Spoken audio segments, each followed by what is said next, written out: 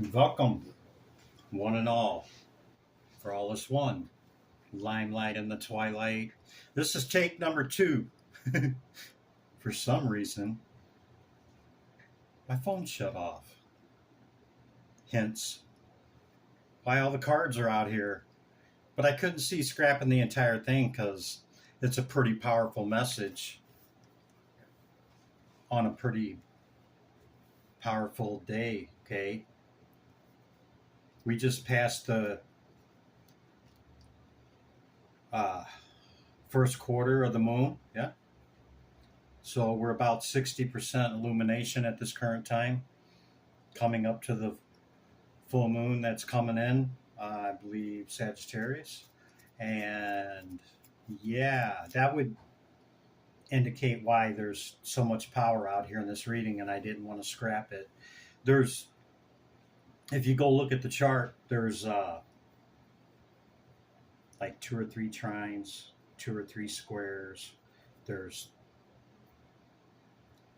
three oppositions with the moon, okay?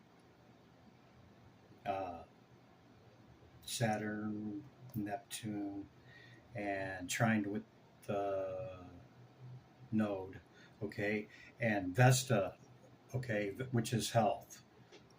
Okay, so pay particular attention to your health, and because once the moon reaches that point in the sky, okay, then that's kind of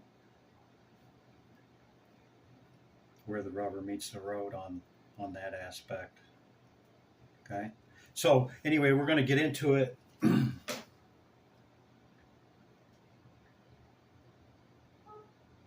Because yeah, it's a powerful message. So everything leading up to this moment just recently here, you got the Magician, the Ace of Swords, and the Temperance card. Okay, you hold great ability to manifest. Okay, you've seen some truths, have some clarity, understand the alchemical process. Okay, it's not really making gold physically, even though we have figured that out, that it is possible. Okay, but it's turning that interior lead into gold. Okay, going within. So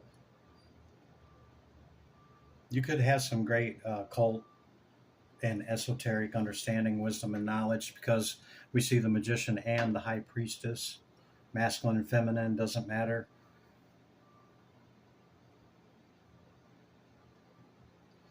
So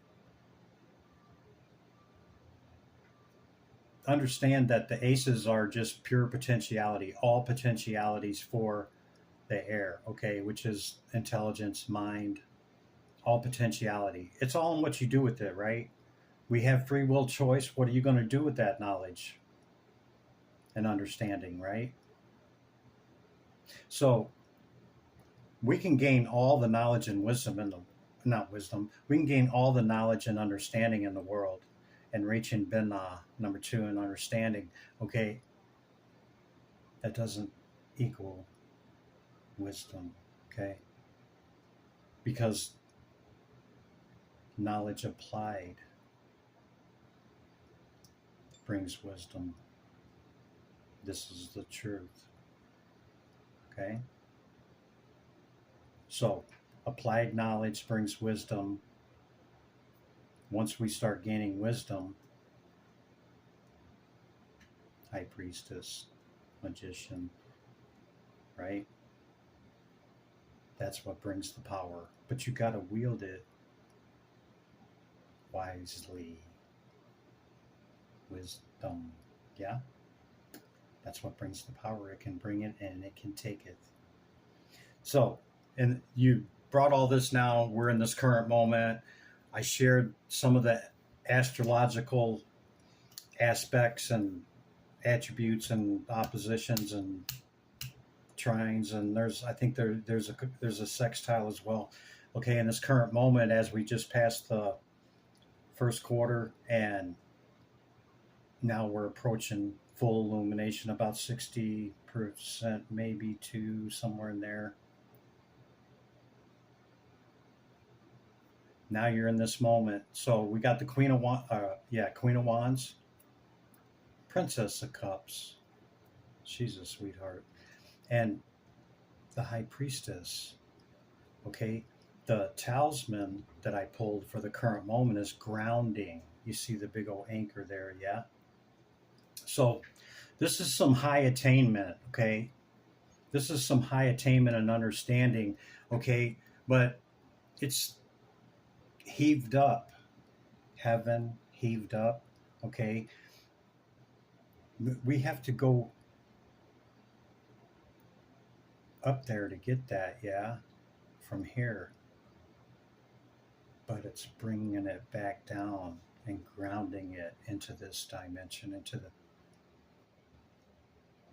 this physical realm and world, yeah?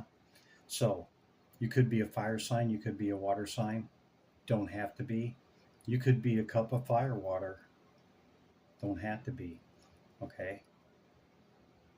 The Queen of Wands, you see her power representation here with the lion and the panther, right? It's using both the shadow and the light.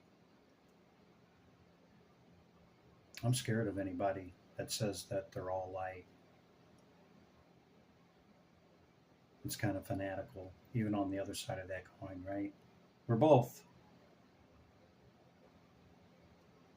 the yin and the yang, yeah, balanced and ordered equilibrium.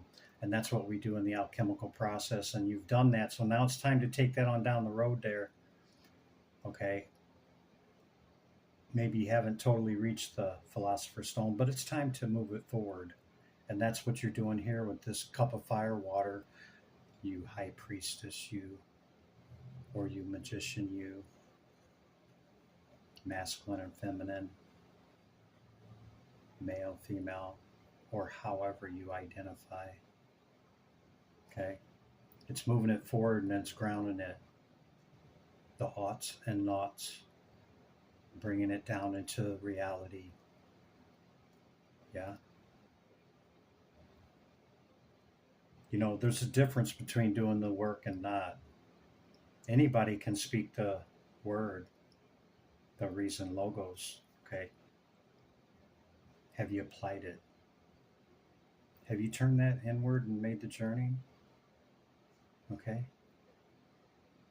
Do you sit at the veil and see both sides, spirit and this reality? Sight without seeing?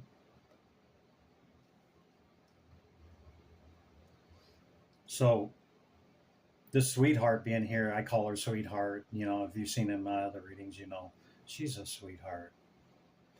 But it's taking your cup of love forward, and we see that here, okay, and grounding the energy and bringing the cup forward right here in the Knight of Cups, and it's exactly what you're doing. Going forward through love, not through any other intention or motive, even though you have free will to do what thy wilt. Okay. This is about knowing self. Okay. The beginning of all wisdom is to know thyself. Period.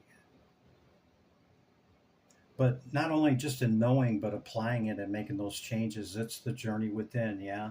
You guys have heard me harp about that. I don't know how many times probably, but it's what it is.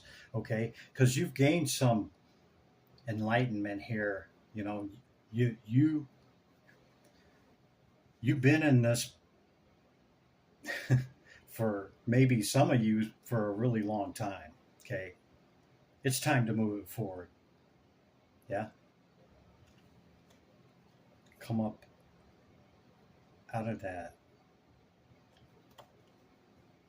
and bring it forward. Yeah. Because, see, coming up tomorrow, next week, in a week, tonight, whatever, Four Wands, right? Celebration, achievement, accomplishment, arriving on the other side of something. Okay. Moving it forward in love and, joy and goodwill, not through any ill aspect. Let's just say that. Because, see, it's been a heavy load, man. This is the wounded warrior. But do you see him?